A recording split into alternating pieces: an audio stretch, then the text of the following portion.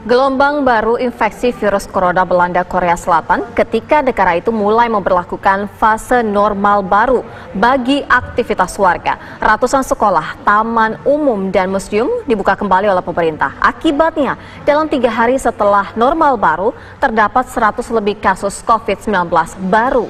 Situasi yang tidak diduga ini membuat pemerintah Korea Selatan langsung kembali menutup aktivitas ratusan sekolah, taman-taman umum, dan juga museum. Pebisnis pun didesak untuk menciptakan pola kerja yang lebih fleksibel lagi, serta meminta warga untuk menghindari pertemuan massal.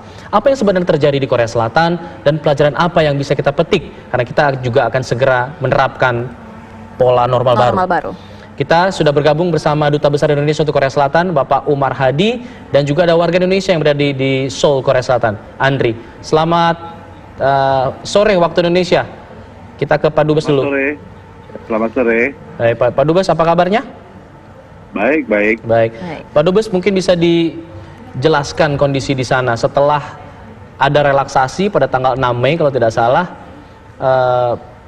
Peningkatan langsung kembali terjadi. Apa saja yang kemudian mulai awal dibuka relaksasinya apa saja, Pak? Jadi keputusan melakukan relaksasi pembatasan sosial pada tanggal 6 Mei itu diambil ketika jumlah kasus per harinya, pertambahan kasus baru itu sudah sangat kecil ya, di bawah 20 angkanya waktu itu. Sempat 1-2 hari 0. Tapi memang pemerintah Korea Selatan menyadari ada 2 tantangan besar. Yang pertama adalah yang disebut dengan kasus-kasus impor. Jadi biasanya orang Korea sendiri yang pulang dari Amerika, pulang dari Eropa, itu ternyata sudah positif COVID-19. Yang kedua adalah memang dikhawatirkan munculnya klaster-klaster baru. Jadi pada waktu tanggal 6 itu dibuka misalnya persiapan untuk sekolah kembali belajar offline. Selama ini sekolah sebagian besar online. Lalu tempat-tempat peribadatan misalnya boleh lagi dibuka, tapi semuanya diberi pedoman hidup sehari-hari yang untuk kesehatan begitu. Tapi memang ternyata sejak tanggal 6 Mei itu kemudian muncullah klaster-klaster baru, terutama di kota Seoul dan sekitarnya, yaitu kota Incheon dan di provinsi Gyeonggi ya. Jadi dalam 1 minggu terakhir kelihatan pertambahannya makin banyak. Kalau hari ini saya lihat kasus barunya jumlahnya 27 ya. Sehingga total sekarang 11.468 kasus kumulatif.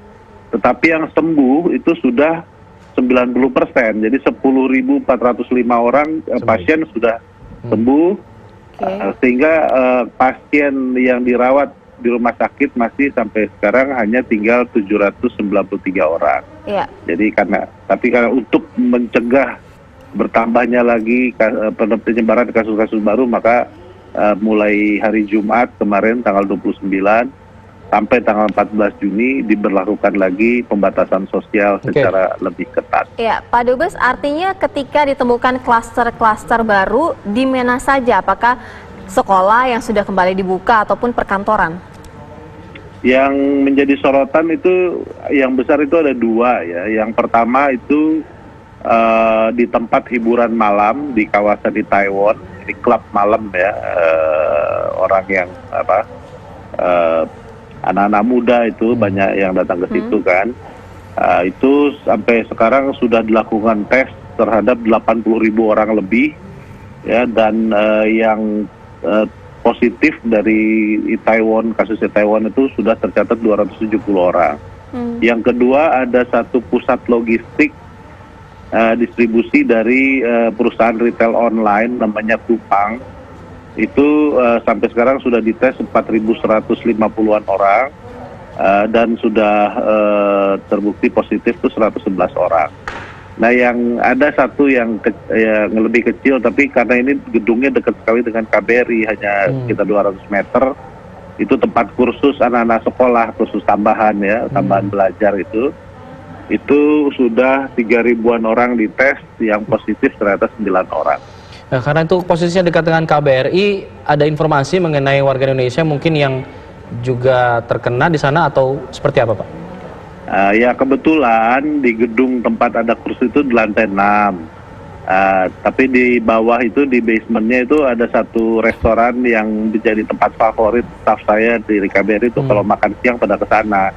Jadi kita sudah minta mereka yang tanggal 25, 26, 27 Mei makan siangnya di situ pada tes. Ya, alhamdulillah sudah kembali, hasilnya negatif semua. Masih 0 kasus berarti Pak ya untuk warga Indonesia di sana? Masih 0 kasus. Oke. Iya. Kalau protokol kesehatannya seperti apa Pak? Ketika dengan normal baru dan sebelumnya ketika karantina diberlakukan? Sebetulnya kalau protokol kesehatannya hampir mirip ya, hampir sama kan, pakai masker, cuci tangan, lalu jaraknya 2 meter antara orang satu orang. Hanya kalau dalam keadaan ketat seperti sekarang, umpamanya tempat ibadah disarankan untuk tutup dulu, ya. Atau misalnya tadi museum ditutup semua. Kalau waktu sejak 6 Mei itu yang dilonggarkan, museum sudah buka, tempat-tempat fasilitas umum sudah buka, hanya kita diminta untuk mentaati pedoman-pedoman kesehatan yang berlaku.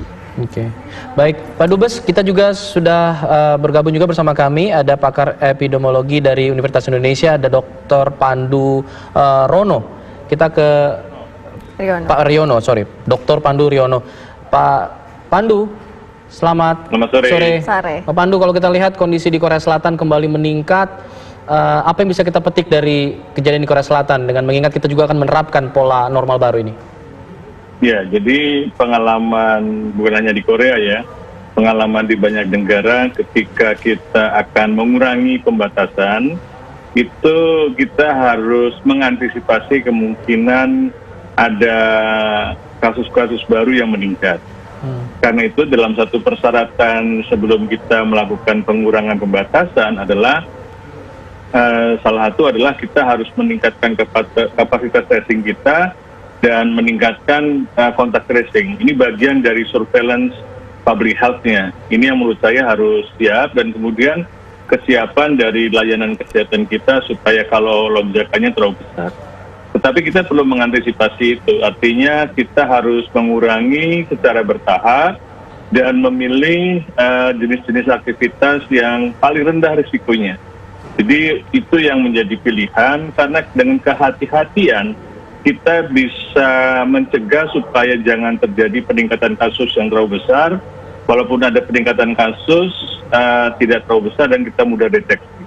Dan yang paling penting sebenarnya adalah kita bisa mencegahnya, karena itu jauh lebih baik daripada tidak sama sekali. Iya, Pak Pandu, sejauh ini kan seperti yang terjadi di Korea Selatan itu muncul klaster-klaster baru, langsung saja tidak lama waktunya. Nah, apa yang harus kita antisipasi sehingga ketika kita nanti memasuki pola normal baru tidak akan ada menimbulkan klaster-klaster baru? Ya, jadi kalau kita nanti membuka kegiatan secara bertahap tadi, itu kita pilih kegiatan-kegiatan yang betul-betul rendah risikonya. Dan kita pastikan misalnya membuka tempat kantor atau membuka kegiatan perbelanjaan. Itu tempat perbelanjaan itu benar-benar sudah bisa mempraktekkan aturan-aturan yang sudah ditetapkan. Walaupun kita sudah mengatakan sudah mulai bisa pelonggaran, tetapi tempat-tempat kegiatan tersebut belum bisa mematuhi, jangan dibuka dulu. Jadi kita tindakannya adalah tindakan yang tegas dan disiplin, dan juga pada masyarakat kita juga harus meningkatkan disiplin. Karena sekaligus kita mengurangi pembatasan tadi, tapi kita sekaligus meningkatkan kewaspadaan. Jadi penduduk yang mulai ikut aktivitas tadi benar-benar sudah diberitahu bahwa mereka harus menggunakan masker dan melakukan praktek-praktek yang memang mengurangi risiko penularan. Lalu bagaimana kita bisa mengurangi penyebaran jika nantinya interaksi sosial justru meningkat pada saat pola normal baru dilaksanakan dalam waktu dekat nanti di Indonesia? Ya, makanya jangan terlalu cepat-cepat. Harus perlahan-lahan. Pertama, kita tidak mungkin membuka sekolah pada tahap pertama. Tidak mungkin membuka kegiatan yang mengizinkan kerumunan orang lebih dari 50 orang, ya kan? Jadi harus pelan-pelan atau 100 orang, gitu. Jadi kita harus batasi betul. Kita batasi pelan-pelan, kita ikuti nanti dalam pengamatan 2 minggu berikutnya, Kalau masih belum ada peningkatan kasus, kita mulai kurangi lagi, ya, kita longgarkan lagi, dan seterusnya. Jadi janganlah terburu-buru dan selalu waspada. Itu yang paling penting supaya kita bisa mencegah peningkatan kasus yang besar. Baik, saya nanti ingin menanyakan lagi ke Pak Duta Besar untuk fase-fasenya seperti apa dalam relaksasi yang dilakukan sejak tanggal 6 Mei kemarin. Kita tanyakan nanti selepas jeda ya Pak Dubes. Kita akan kembali sesaat lagi, tetaplah bersama kami di Kabar Petang.